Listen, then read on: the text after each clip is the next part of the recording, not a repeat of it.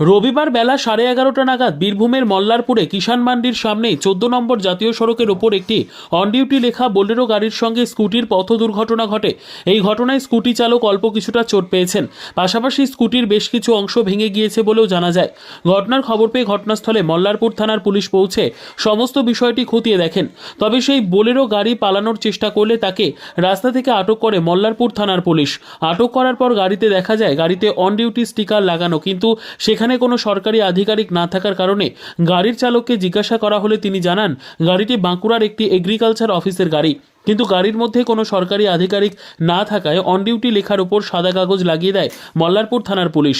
গাড়ির চালক নিজেও তার ভুল স্বীকার করেন। যেহেতু গাড়ির মধ্যে কোনো সরকারি আধিকারিক নেই, সেহেতু অন ডিউটি লিখে রাখাটি তার অন্যায় হয়েছে।